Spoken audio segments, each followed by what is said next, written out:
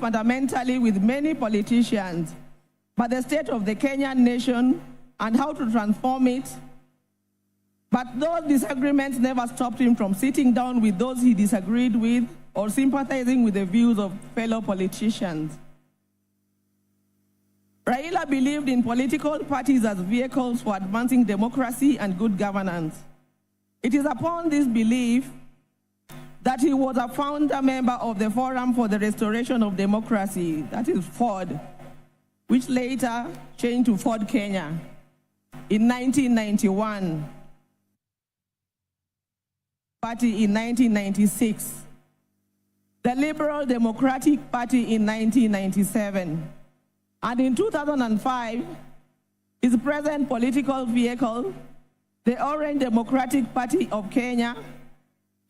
In 2013, he led his party into a coalition with other parties to form the Coalition for Reforms and Democracy, that is CORD, on whose ticket he ran for president. He challenged the election results at the Supreme Court, which ruled in favor of his opponents. He accepted the verdict and took up the leadership of the opposition.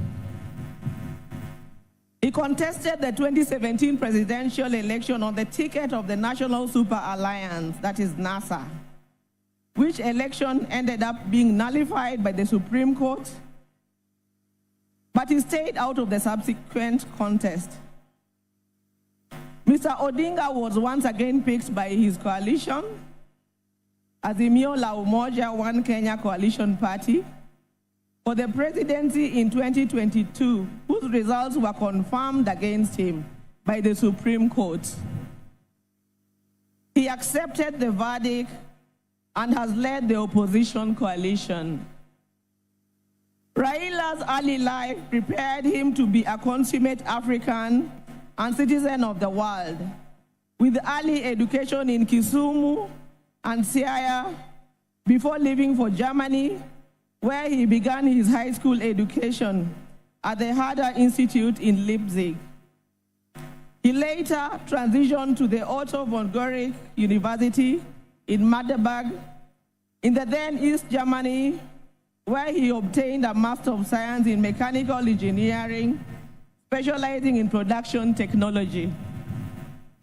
In February 2024, Raila visited and extensively toured the two institutions, reliving his days there and recalling that when he arrived in Otto von Guericke, there were not more than 5 black students in the whole college. As a leader, Raila believed in exercise, duty, selflessness, sacrifice, collective leadership, humility, honesty, discipline, and hard work.